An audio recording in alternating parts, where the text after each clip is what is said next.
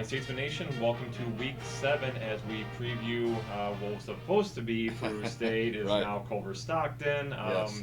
Coach, it's been a wild one as we fully expected getting into all of this when returning back to sports. But yeah, Peru State, unfortunately, yesterday Yeah. morning had to cancel on us, but Clark also canceled on Culver-Stockton, allowing us and Culver-Stockton to be open. Correct. And we said, hey, I'm guessing we moved it to Sunday to give everybody a chance to prepare a little better for each other. So, Yeah. anyhow, we're going to have Sunday afternoon football at Yes. Statesman Community Stadium. Should be maybe the first time ever. Well, definitely at the stadium. Well, you maybe the look first at time ever in William Penn history, I guess. yeah, I don't know. look at last year and we had a tie. Yes, and then yeah. now this year we're going to play a game on Sunday. I mean, Why not? Yeah, it's all good. We're playing a game, so Exactly. that's all that matters. Yeah, I know it's exciting that we're actually able to play. So,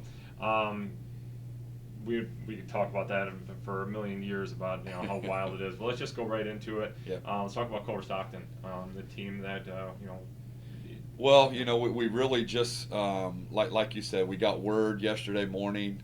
Coach Sally and I got on the phone to each other. We're pretty good friends anyway, and Yeah. we've talked throughout the year, and they need to play. I mean, Yeah, their yeah. kids need to play. They Right. haven't played a game for a long time, 4, 5, 6 weeks. I don't yeah, even know. I know. September 26th, the last Yeah. time they played. So I mean, they're doing their part to try and play games, and we had a good matchup. It's never ideal when you're already have prepared for a team and now you've got to change gears and do that. But I think giving them and them having the opportunity to play is what this is all about. Yeah. And it's we weren't going to play this weekend, so now this gives us a chance to kind of stay in routine. And who knows what the next couple weekends are going to bring anyway. So we're just taking a positive attitude about this. Fortunate that we get to play. Preparation has been a little bit hectic, but that is what it is, and we're just going to move forward. We've got a plan together. We're going to practice this afternoon, tomorrow, and Saturday, and go play a game Sunday afternoon. Yeah. Well, I mean, talk about preparation. You've got a team that you're preparing for Peru State, which I guess I was assuming they're still in the option, even though they have a new coach. But it looks like they They're pass not a little bit more. Yeah, they're a spread offense now. Okay. So their So- new coach so brought that- a whole new staff and So it everything. probably wasn't a whole lot of difference, getting ready for them versus Culver. Obviously, if it was, option versus Right. very spread attack Yeah.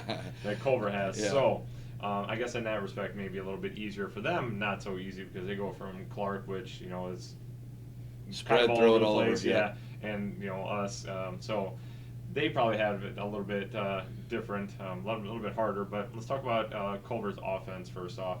Very potent offense, but we held them to 17 points last year, and but they do return pretty much everybody. Well, they do, and I've said this for 3 years now. Coach Sally did a great job 4 years ago when he got there. Yeah. They recruited a bunch of really talented young freshmen that needed developed. They played them all right away and just put them in the fire. And all those kids are seniors now. They have had a couple injuries that were probably season long type deals. But honestly, you look at their two deep and they're senior laden. Yeah. They've got a lot of really good football players. Their left tackles, maybe one of the best football players in the NAI. I mean, he's sure. he's an NFL prospect for sure. He's 6'7", 325 pounds, and can move and run, and so he definitely kind of controls what's going on. Their All-American returning quarterback from last year did get hurt in the Benedictine game and is probably done for the season, from what I'm hearing. Which is unfortunate because he's a great young player, but he's a good young man too. I mean, so unfortunately for them, but offensively they are potent. They're going to throw it around. They're going to they're going to be patient with it, and they're going to take their shots when the opportunity presents themselves.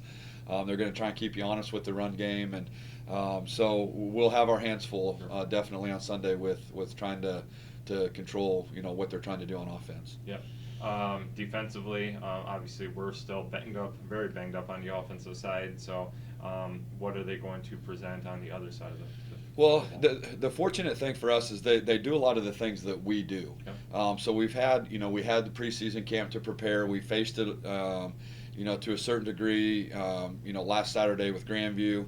Yep. And so we've had a couple weeks here to be able to prepare for what we think we're going to see there. Peru was a completely different, style of defense. But because we only had one day in it, we should be able to jump right back on on the ship and Sure. get going. So, we'll have meetings today and we'll practice today and feel good about our game plan. And they are good and they return a lot of very good players. They play fast, they're physical, and it's just one of those things that we're going to have to go and be prepared and play fast and physical right along with them. Yeah. We talked about making adjustments more than anything. You can't be proactive this fall. It can't be like, here, we're going to prepare early, and then all of a sudden you get this thing that happens on a Wednesday morning where, oh, guess what? We're not playing that team anymore. Yeah.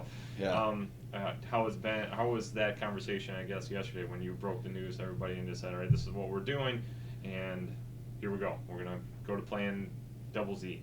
And that's exactly how you have to approach it. Like, look, guys, we've been through this before. We kind of anticipate this every week. You have to be prepared to be able to make an adjustment because you never know when the call could come. Right. And so, fortunately for us, our kids have been fantastic with this. They if they have symptoms, they report them. We get everything taken care of that we need to get taken care of. Fortunately, we haven't had kids get too sick. Knock on wood. But it's just one of those things you just never know. Yeah. And for our kids to be flexible enough, even as young people, because young people are creatures of habit for sure. Yeah. And coaches, we like to be as organized as we can, try and think of everything, and you just can't right now. No. So you just have to be flexible, be ready to adjust on the fly, and blessed with a great staff that just said, okay, well, let's get the film going, let's get to breaking it down. And our players were like, okay, just tell us where we need to be, when we need to be there, and we'll be ready to go. And so we're excited for today. We're excited for the next couple days and for Sunday. And look, we're playing. That's all that matters. Exactly, that's it. So once again, the Statesman will be hosting the Wildcats, 4 p.m. start. So it's actually going to get into, we're going to play a night game, I guess. We are. It's all said well, yeah, we're turning the clock back this week. Yeah, it'll almost be night when we get started, actually. It's going to be fairly dark. So basically a night game at Statesman Community Stadium on Sunday. Heck, whatever. Don't watch NFL anyhow. It's more fun to watch college football. Right, so come on out to the stadium, watch it live. Yeah, watch great. it live. Nice, very cool fall temperatures, it sounds like. Football weather. Exactly. All right. Best of luck, Coach. Thank you very much. Thanks. Yep.